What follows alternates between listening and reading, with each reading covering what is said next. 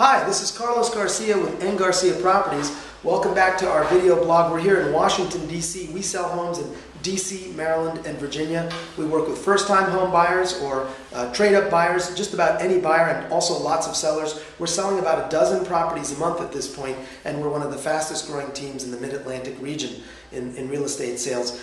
I want to talk about a topic that every one of my buyer clients wants to talk about the moment that they feel that connection and they go, ooh, I think I really like this property.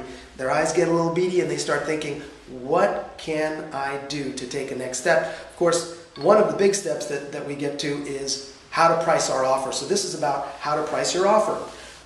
There's a little science and there's also a little bit of creativity that needs to go into this process. Probably the most scientific part is when you look at one of three sort of scenarios you've got to study. The marketplace.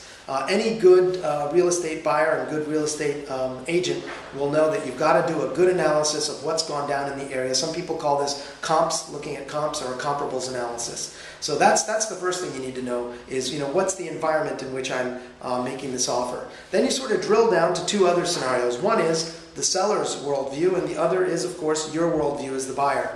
If you've got a good agent, then what that person is doing is collecting information from the other side, little by little doing what they can with repeated calls and communications into the other side to get day by day as much information, bits and pieces, as can come through. And then what you're doing with your agent at that point is you're sort of trying to connect the dots. You're drawing inferences from what you know and what you don't know. And of course, it's not foolproof or fully transparent, but you're doing the best you can to analyze the seller's situation, because that will impact what they're willing to do. So sometimes irrespective of where the market is. For better or for worse. And finally, and very importantly, what are you willing to do as the buyer?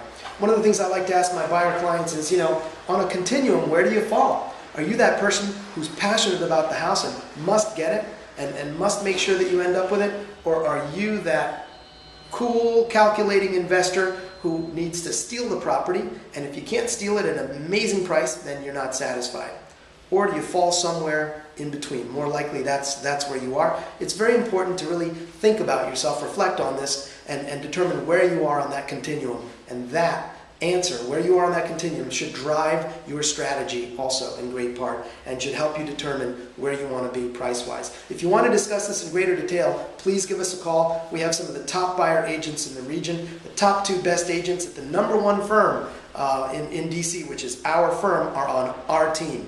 Seth Turner and James Grant, top buyer agents, and I'm pretty good at it myself. Give us a call. We'd love to help you out. We're the N. Garcia Group, N. Garcia Properties in Washington, D.C. at Keller Williams Capital Properties. Thanks.